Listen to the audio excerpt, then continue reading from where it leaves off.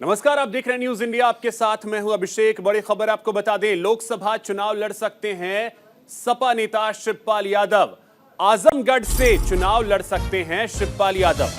2022 के उपचुनाव में हार के बाद सपा की तैयारी और तेज हो गई है। समाजवादी पार्टी ने अपनी तैयारी तेज कर दी है। तो आपको बता दें कि अभी जो जानकारी है, समाजवादी पार्टी तैयारियों में जुटी है और शिवपाल यादव चुनाव लड़ सकते हैं लोकसभा का। आजमगढ़ से लोकसभा का चुनाव लड़ सकते हैं शिवपाल यादव।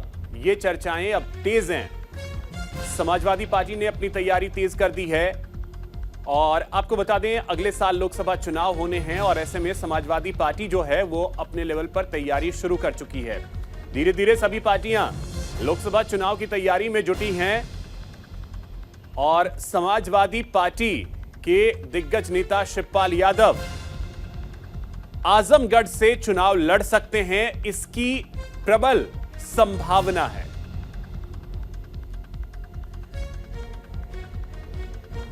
देखिए, लोकसभा चुनाव को लेकर अपडेट्स अब आने शुरू हो चुके हैं क्योंकि लोकसभा चुनाव अगले साल होना है। समय लगभग 6 महीने का बचा है और ऐसे में सभी पार्टियां इस प्रयास में हैं कि लोकसभा चुनाव की तैयारी अपने स्तर पर जल्द से जल्द पुख्ता की जाए। और इसी को लेकर के एक बड़ा अपडेट आपको दे रहे हैं उत्तर प्रदेश से, जहां आजमगढ़ से लोकसभा का चुनाव लड़ सकते हैं शिवपाल यादव।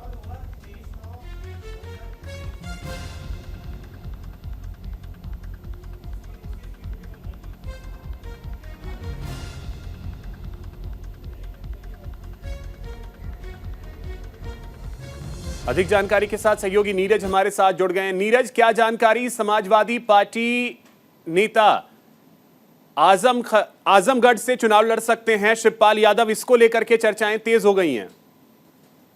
जी बिल्कुल, देखिए बहुत बड़ी खबर है और शिवपाल यादव का लगभग आजमगढ़ से नाम तय हो गया है। इसके पीछे साफ मकसद है कि आजमगढ़ को किसी तरह भी अखिलेश यादव छोड़ना नहीं चाहते और इसके पहले जैसे उनके भाई वहां से चुनाव लड़े थे और वो दिनेश लाल निरहुआ से चुनाव हार गए थे, लेकिन इस बार आजमगढ़ चूंकि पूर्व में यहाँ से अखिलेश यादव भी सांसद रहे हैं, मुलायम सिंह यादव भी सांसद रहे, तो ये परिवार की सीट वो मानते हैं और इसलिए जो हमारे सोर्स है वो बता रहे हैं कि यहाँ से शिवपाल यादव का चुनाव लड़ना तय हो गया है। वहीं राम गोपाल यादव के जो बेटे हैं उनके लिए शिवपाल यादव अपनी सीट छोड़ेंगे वहां से, तो वहां से चुनाव लड़ेंगे। यानी परिवार के जो सदस्य हैं वो इस बार काफी इस चुनाव में एक्टिव रहेंगे और खास तौर पर शिवपाल यादव को बड़ी जगह दी जा रही है कि वहां से वो चुनाव लड़कर जीते, जिससे जो घर की सीट वो मानी जाती है आजमगढ़, वो बरकरार रहे।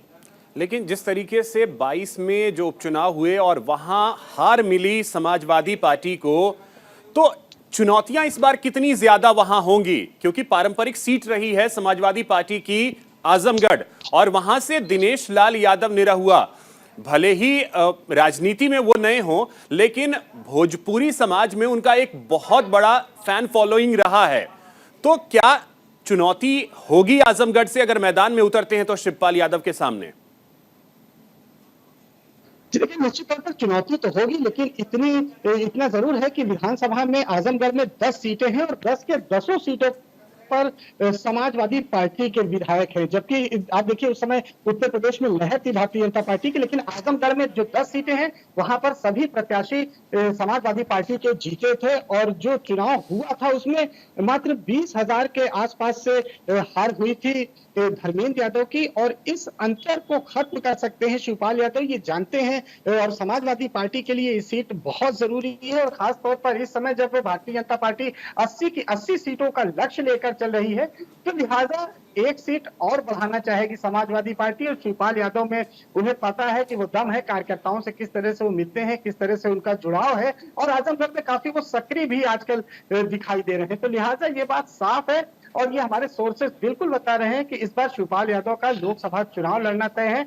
वो अपनी जसवंत नगर की सीट छोड़ेंगे, जो कि अपने ही भतीजे जो कि राम गोपाल यादव के बेटे हैं, उनको ये सीट जाएगी। तो कहीं ना कहीं परिवार के सभी सदस्य इस बार चुनावी मैदान में दिखाई देंगे। चलिए, बहुत शुक्रिया नीरज आपका तमाम जानकारी के लिए।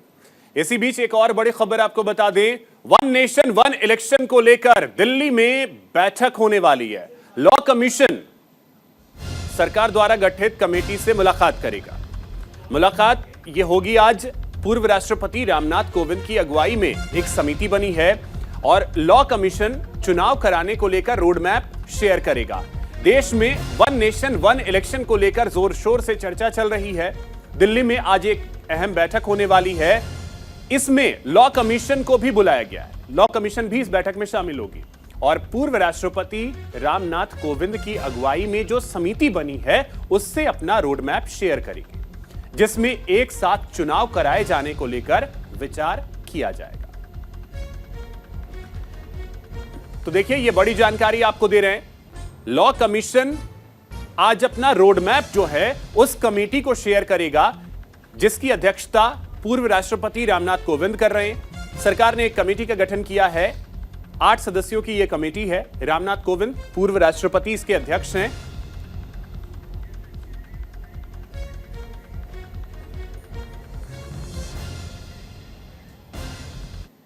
तो चलिए इसी खबर से जुड़ी ग्राफिक्स के जरिए कुछ चीजें भी आपको समझाने की कोशिश करते हैं। देखिए, one nation one election committee में कौन कौन है? तो पूर्व राष्ट्रपति रामनाथ कोविंद जो कि इसके अध्यक्ष हैं, जैसा मैं लगातार आपको बता रहा था। इसके अलावा अमित शाह जो कि केंद्रीय गृह मंत्री हैं, वो भी इस कमेटी का हिस्सा हैं।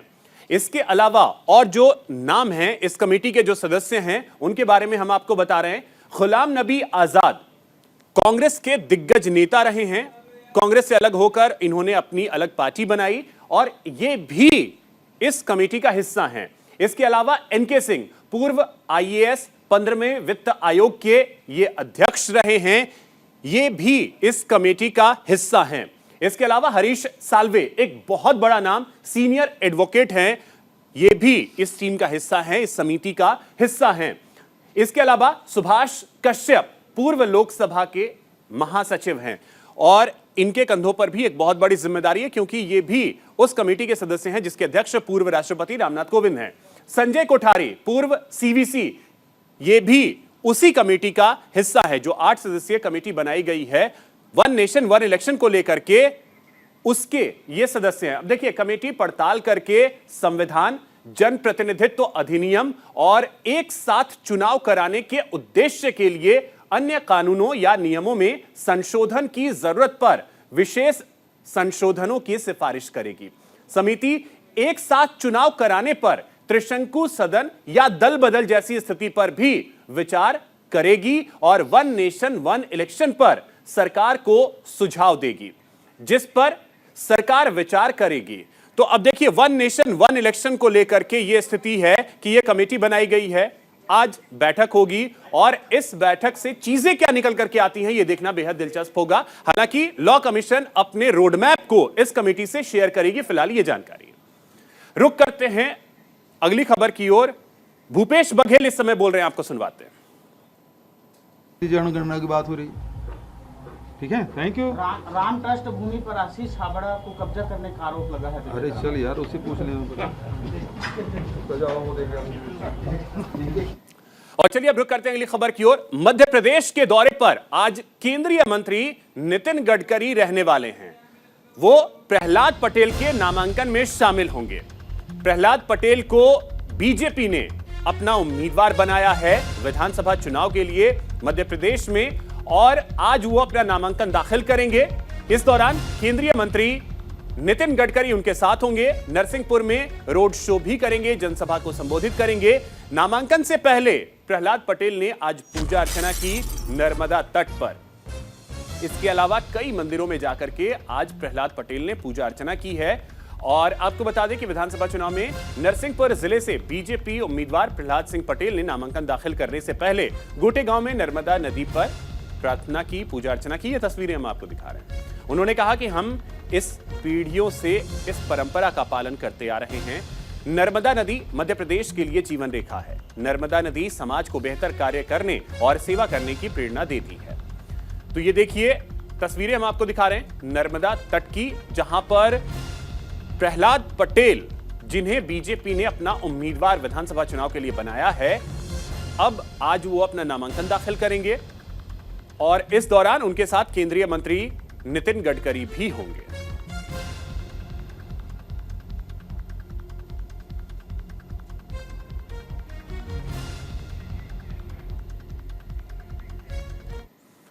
तो देखिए, नितिन गडकरी आज मध्य प्रदेश के दौरे पर रहेंगे। प्रहलाद पटेल आज अपना पर्चा दाखिल करने वाले हैं और इससे पहले उन्होंने पूजा अर्चना आज की है।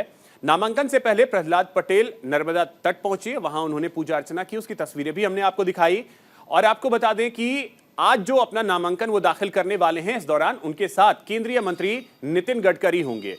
तो नितिन गडकरी आज मध्य प्रदेश के नरसिंहपुर में एक रोड शो भी करने वाले हैं, जनसभा को भी संबोधित करने वाले हैं। तो आज का दिन बेहद अहम प्रहलाद पटेल के लिए, क्योंकि आज वो नामांकन दाखिल करने जाने वाले हैं और उनके साथ केंद्रीय मंत्री नितिन गडकरी होंगे, जनसभा को भी संबोधित करेंगे केंद्रीय मंत्री नितिन गडकरी। साथ ही साथ एक रोड शो भी किया जाना है और जब वो अपना पर्चा दाखिल कर रहे होंगे प्रहलाद पटेल, इस दौरान उनके साथ केंद्रीय मंत्री नितिन गडकरी भी रहने वाले हैं। तो मिशन मध्य प्रदेश पर आज रहेंगे केंद्रीय मंत्री नितिन गडकरी। मेरे लिए तो पारंबार है, सर्वस्व वही है। हम पीढ़ियों से इस परंपरा को देखते आ रहे हैं, लेकिन मध्य प्रदेश के लिए भी जीवन रेखा है मां नर्मदा। और मैं यही कहूंगा कि स्वयं के बारे में और समाज के बारे में अगर बेहतर सोचना और उसके करने की सामर्थ्य कहीं से मिलती है तो मां नर्मदा के चरणों से मिलती है। ऐसा ही मेरे गुरुदेव परम पूज्य श्री वासी जी ने मुझसे कहा था। और साथ में सार्वजनिक जीवन में काम करते समय उनने कहा था कि नर्मदा का अर्थ है नर का मद हरने वाली मां नर्मदा। अहंकार सबसे बड़ा दोष है सार्वजनिक जीवन में काम करते समय, और उससे अगर मुक्त होना है तो इनके चरणों में सदैव बने रहना ही ज्यादा बेहतर है।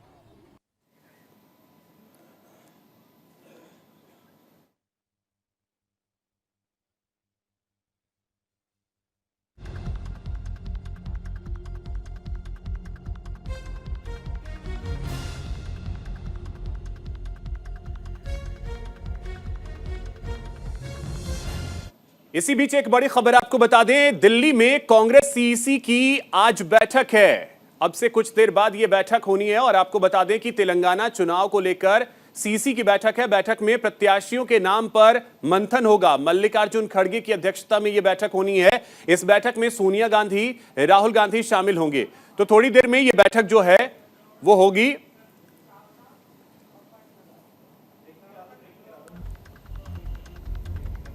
तो ये देखिए, सीईसी की बैठक कुछ ही देर में होने वाली है। इस बैठक में सोनिया गांधी, राहुल गांधी शामिल होंगे। बड़ी जानकारी आपको दे दें, तेलंगाना में भी विधानसभा चुनाव होने हैं और वहां के प्रत्याशियों को लेकर आज मंथन होगा। तो संभव है कि देर शाम तक सूची भी आ जाए उम्मीदवारों की। तेलंगाना बेहद अहम राज्य, कांग्रेस पूरा जोर तेलंगाना के लिए लगा रही है। और आपको बता दें कि तेलंगाना के प्रत्याशियों के लिए मंथन आज होगा। कांग्रेस अपने प्रत्याशियों के चयन को लेकर आज चर्चा करेगी। संभव यह भी है कि देर शाम तक अगर हो, चर्चा के बाद नाम तय होते हैं तो लिस्ट भी आ जाए।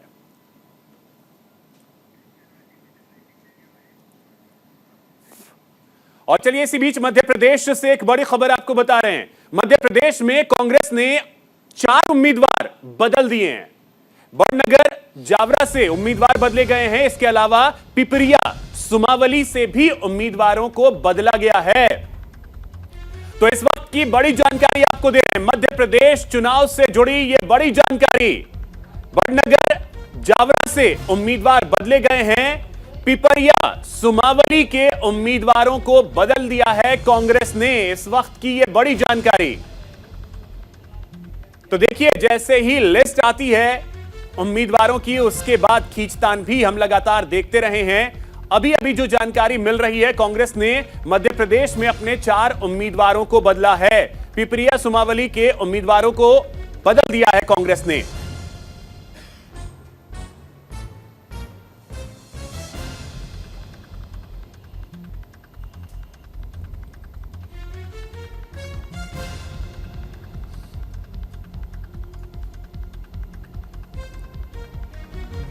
तो ये देखिए, 4 उम्मीदवार बदले गए हैं। कांग्रेस ने बड़ा फैसला लिया है चुनाव से पहले।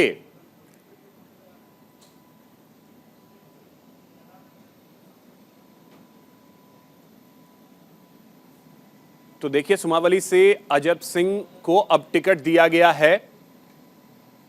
पिपरिया से वीरेंद्र को टिकट मिला है। बड़नगर से मुरली मोरवाल को टिकट दिया गया है। तो 4 उम्मीदवार जो बदले गए हैं उनकी लिस्ट अब सामने आ गई है। वो लिस्ट इस समय हम आपको दिखा रहे हैं। तो राजस्थान चुनाव से जुड़ी ये बड़ी खबर, जहां 4 उम्मीदवारों को कांग्रेस ने बदल दिया है।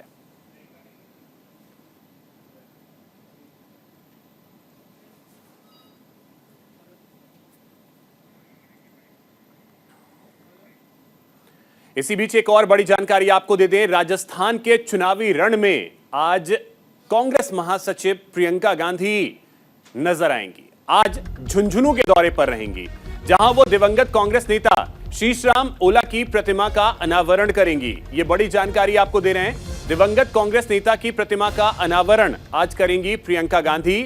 राजस्थान में चुनावी सरगर्मी अब बढ़ने लगी है। राजस्थान के चुनावी रण में कांग्रेस के प्रचार अभियान को अब प्रियंका गांधी धार देने जा रही हैं। इस कड़ी में प्रियंका गांधी आज झुंझुनू के दौरे पर रहने वाली हैं।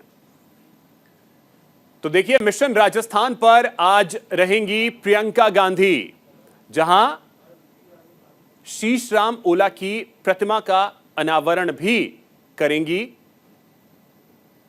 तो राजस्थान में अब चुनावी सरगर्मी धीरे धीरे बढ़ती जा रही है, क्योंकि अगले महीने यहां चुनाव होना है।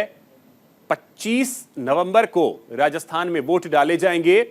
कांग्रेस पूरा जोर लगा रही है वापसी के लिए। गहलोत सरकार रिपीट हो, इसको लेकर के एक बार फिर से कांग्रेस पूरा जोर लगा रही है। और प्रियंका गांधी आज चुनावी धार को और तेज करेंगी। चुनाव प्रचार की जो धार है उसे और तेज करने की कोशिश प्रियंका गांधी झुंझुनू में करेंगी, जहां जनसभा को भी वो संबोधित करने वाली हैं। और जो जानकारी है उसके मुताबिक आपको बता दें, प्रियंका गांधी आज शीशराम ओला की प्रतिमा का अनावरण करेंगे।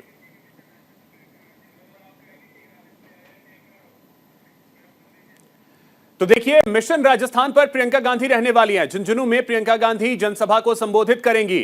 राजस्थान की गृहिणियों के लिए बड़ी घोषणाएं कर सकती हैं प्रियंका गांधी।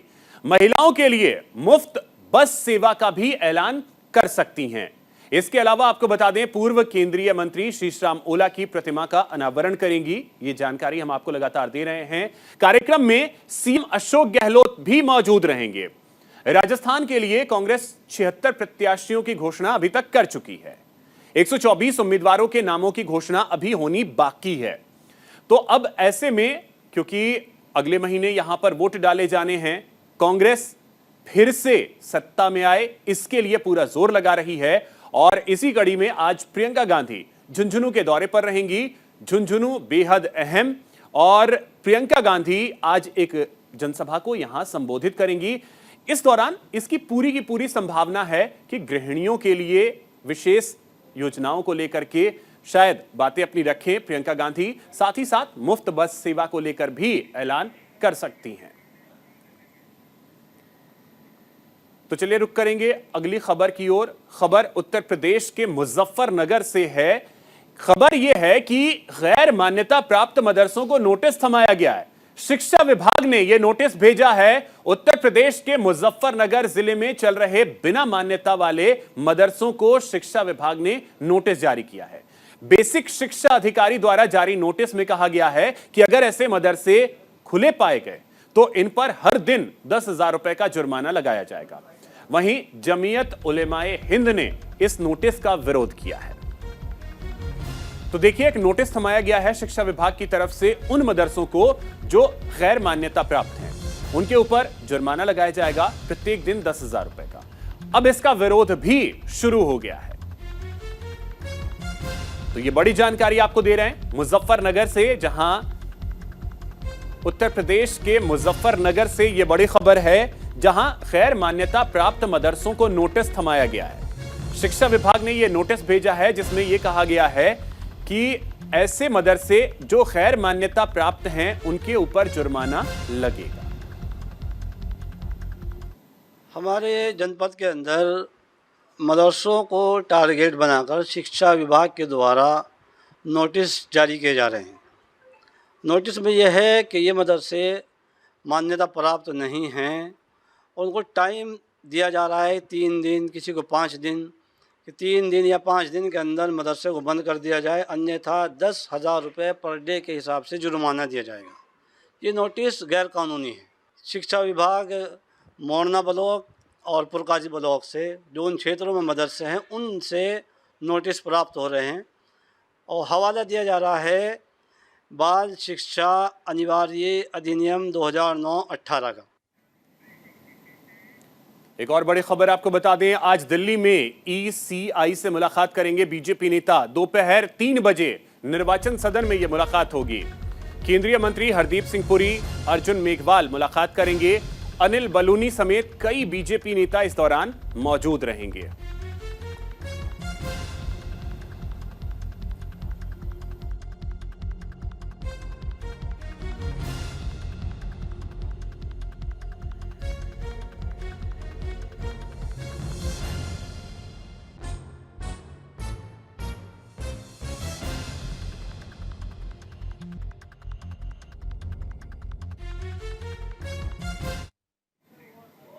इसी के साथ इस बुलेटिन में इतना ही। नमस्कार।